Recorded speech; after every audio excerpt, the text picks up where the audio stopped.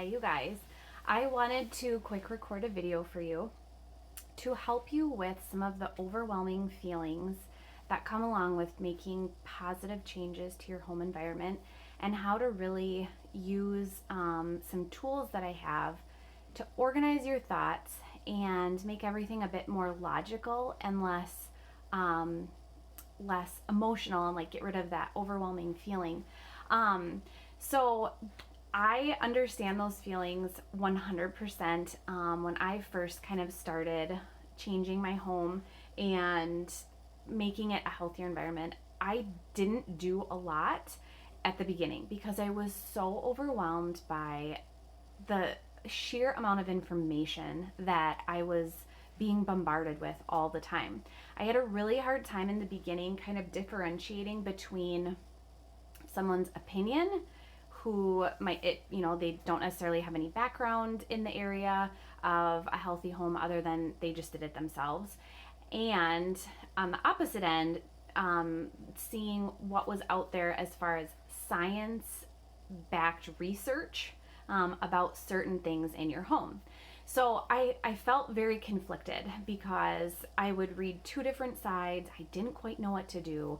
And eventually, I kind of learned what works for my family, works for my family. I do like to use a lot of fact-based information. I tend to really thrive on knowing that there was research done on a particular topic or about a particular product. This is why I love the Think Dirty app, and that has been like my go-to for so many things in changing some of the products around in our home. But when you start kind of getting into this world of realizing all the things that you want to change in your house, it feels so overwhelming because you have so many areas of your house and it affects so many different aspects of your lifestyle. And so that is another reason that I just didn't move forward for a really long time. I couldn't imagine doing things any different than I was doing them at the time. And slowly but surely, I kind of found a system that worked for me, and that's what I want to share with you guys.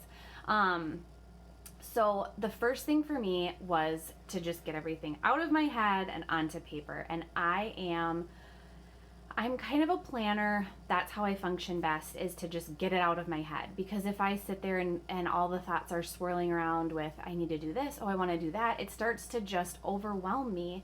And I have a hard time focusing on anything else. And I can't sit and just think about things I want to change all day long. So one of the things that helped me was I have a Google Keep account, and my husband and I have one that's we have a couple shared lists that we use for like home projects. But I would make an individual like note for each project I wanted to do. So if it was, for example, like we are looking at replacing some of the flooring in our kitchen and our entryway, I would break that down into a bunch of really tiny, almost like micro steps, like things that we probably wouldn't even think about, we would just do. If I put it down on paper, I can then check it off later on.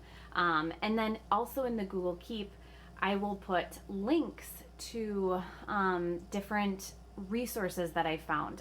Trello also works really good for this. I don't know if you guys are familiar with that, but it's a really helpful organization, like task-based app. The nice thing with Google Keep and Trello is you can use it on your phone and your computer, and it's like seamless. So it's all cloud-based, which is really, really nice. So within my Google Keep, I will have different things that I've researched. So for example, for our flooring, it might start out with researching brands that I want in the home, researching things that I should avoid. It might be kind of planning out a budget for something like this. Once we know the brand, then we can kind of price out something for our square footage. I would also keep in there like the dimensions of my kitchen and like how much flooring we're gonna need. I would make a list of contractors that I want to call and ask questions about their work and how they do things. And so it would be like little micro steps. And the beginning part is honestly mostly research. And this I know it might seem kind of tedious and we probably put off some of that research, but it's so important when you're introducing something, for example, like flooring into your home. That's a huge surface area that's being covered in your home, and you're going to be walking on it daily, and it's going to be affecting the environment within your house. So do the research ahead of time. And that brings me to what I wanted to really share with you guys is I have a project planning worksheet that is so helpful to kind of cut the overwhelm with an individual project. So whether you can use this sheet for things like putting in new flooring, you could use it for something like organizing your closet. You could use it for something like cleaning out under your bathroom cabinets and getting rid of toxic products that you have and replacing them with new ones. And it has a section where you can kind of do research, you can plan budget, you can plan out time. It's a really helpful tool, and it's just one page, so you can break everything down really into like tangible little steps. And it has been such a lifesaver for me. So then the other part of this gets to be the overwhelm that comes with having so many things that we want to change.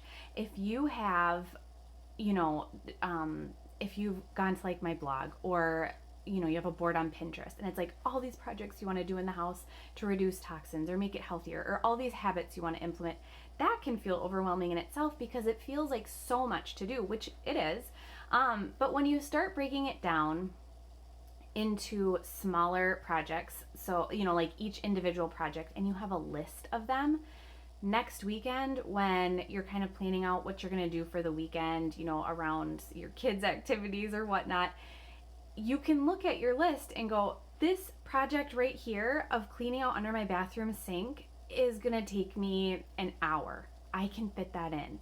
And then it kind of helps you start making those steps forward. And I will tell you, once you start taking steps to move forward, it is like a snowball effect. You will just keep on going. And it's just important to start, to be quite honest, instead of kind of just waffling around. Once you start, I guarantee you will just keep on going because you'll realize it's not as difficult as it seems. So in Trello or Google Keep, I have like a running list of things that I want to do with my house. And some of them are really big projects that might take a couple weekends, and we might have to hold off on these projects until, we have some money saved up. But then I also have projects that are like, for example, like putting hooks in my kids' bathroom to hang up their towels. That's a small project. We could probably do that, tomorrow night or something. So I have little things and big things. I also have things like research a fabric softener that I can buy at Target, or a fabric softener I can get for, a little bit less than what I'm buying it for now. Just little things like that. And I keep a running list so that I can always look back at it at any point when I'm on my phone, when I'm on my computer, and just look and see what I want to move forward with. And if I have a lot of time, I can pick a bigger project. Some of the bigger projects might take a little bit more planning too. So I might have to,